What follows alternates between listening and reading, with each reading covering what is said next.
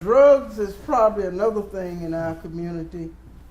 The last stop for the drugs is in the black community. And a lot of times whites have to come in our community to get it. See, because there's certain things not going to be tolerated in these other communities. They're not going to put up with it. But it's a sign of low self-esteem. The scientists have said, and it's been proven that it's a sign that I don't like myself. I'm not satisfied with myself. But you might like yourself if you find out what your purpose is. But anyway, that's one of the things that I'm voting, cleaning up our community, controlling our money, you know, in terms of our destiny. There might be some other things that I haven't thought about yet. But everyone have a purpose, no matter what you do. If it's nothing else but sweeping and mopping,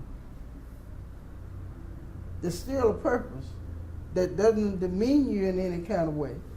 Well, I think we, as a people, that we need to concentrate on building our communities, making sure that our children know their history. And it don't necessarily have to be taught in public schools. It should be something that's taught from home. But that's a responsibility of our people. History should be taught, period. The true history of anything. But that, along with how strong we are monetarily in our community, because we are consumers. We buy this and we buy that, we spend a lot of money on, but we don't do a lot with our community. And this situation of the Black Wall Street, the reason that was destroyed because they didn't want that to repeat itself. That was black people controlling their own destiny financially. And you have to do something financially yourself in order to survive. If you're making other people rich all the time and you're not benefiting from it, where are you going? And I got a book. There are friends of mine who send me books and stuff. I can't afford to buy the books now since I'm not working. I'm on a fixed income. But my fixed income is not much because I stayed in the taxi cab business and I didn't pay into the Social Security plan. So you get out of Social Security what you put in it. I'm self-employed. But now I have friends who will send me books. Bob Moses and his wife sent me a book, Slavery by Another Name, you know. Since I'm working in the museum and I didn't know what I'm saying, people start sending me books. One white professor sent me the book about Grant in hardback. That was before it came out in paperback. When Bob died last year and they had his memorial service, his wife, who was a friend of mine, I was friends with both of them. I knew both of them before they knew each other. Mm-hmm. You know, and I was glad for that union. But anyway, she sent me 1619, the book. I haven't gotten around to reading it yet because I'm still reading about Ella Baker, who I knew. And in reading about Ella Baker, some things that I didn't know about Ella Baker that's in the book. But anyway, education about ourselves is one of the most important things we need to do. Control our money in terms of that's going to determine how our community, instead of moving into somebody else's paradise, make our own area a paradise. And that was a quote from Muhammad Ali.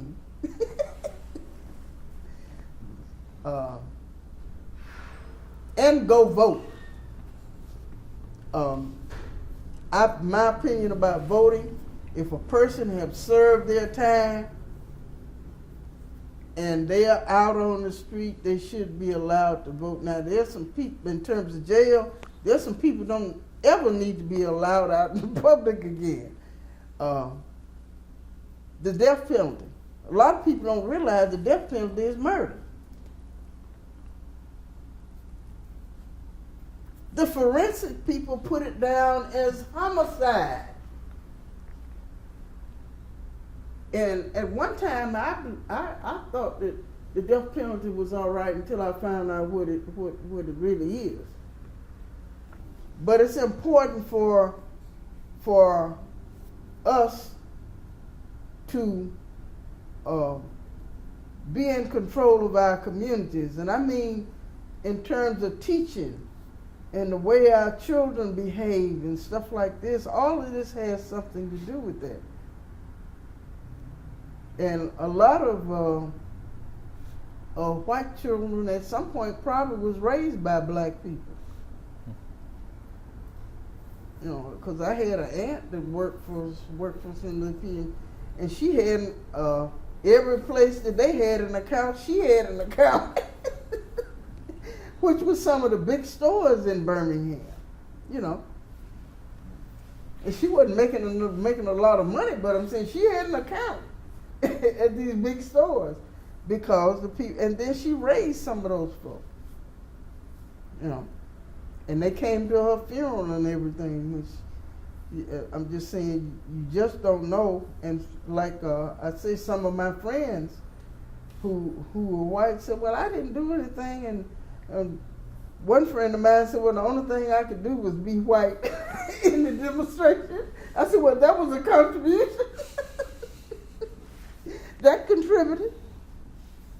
But everybody have a purpose. And we laugh about it.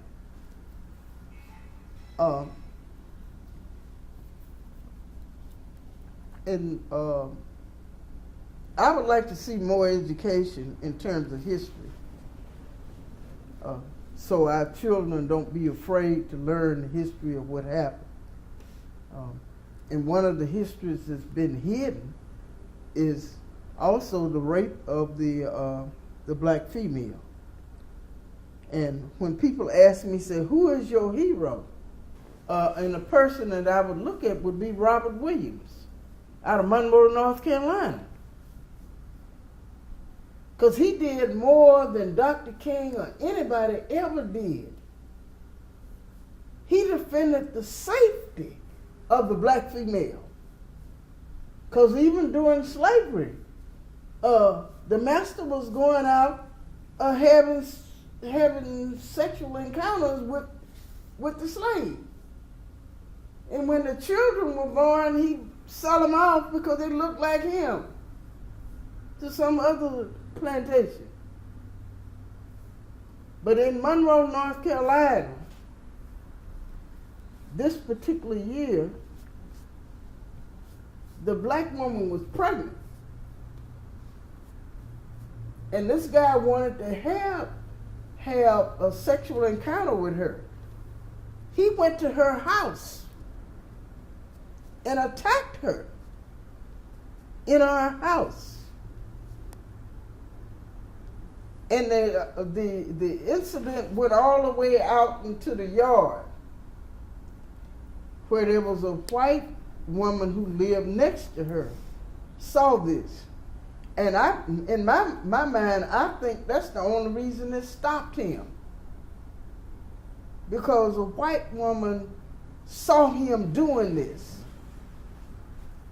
After he couldn't get a woman, he came to her home. And Robert Williams was head of NAACP there. And the black guys said, we ought to kill this man. And he said, no, said, let's take this to court.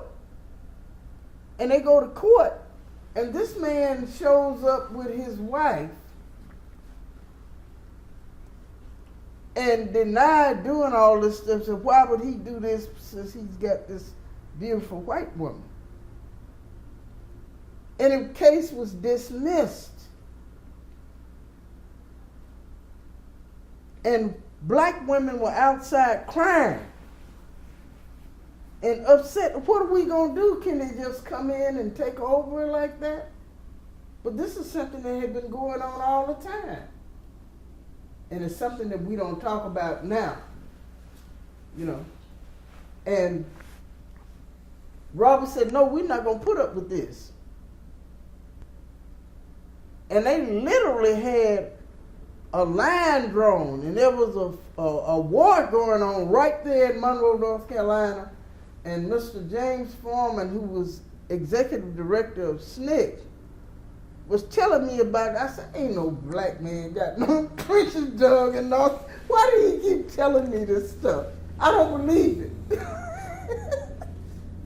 But I think that was one of the greatest things and one of the bravest things that he could have done, because when they got tired of him, they threatened to come in and kill him.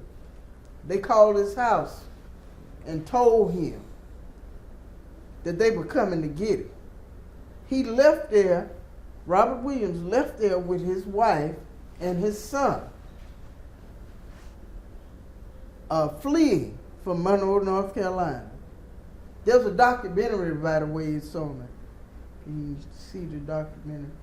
And I think they got to New York, and there was some posters up, had him out as one of the most 10 most wanted men by the FBI. Well, he was able to go to Cuba, and Castro took him in, but for some reason he and Castro didn't get along because of the philosophy or whatever. And Mao Zedong took him in. And he was allowed back in the country under the Reagan administration. And I think the only reason they allowed him back was they thought they were going to get some information about Mao. But now, Mao ain't stupid.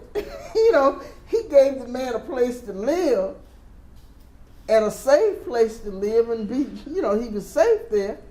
But Mao wasn't telling him his business.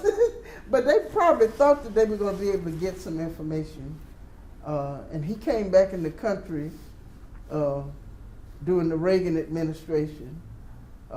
He didn't go back to Monroe right off, but I think he and his wife went to, can't remember whether it was Chicago or Detroit. Mm-hmm. And finally, he died there in Monroe, North Carolina. But that would be, now, Dr. King was one of my heroes too. And Jim Foreman, you know. And Nat Turner and all these people, but nothing could compete with Robert Williams.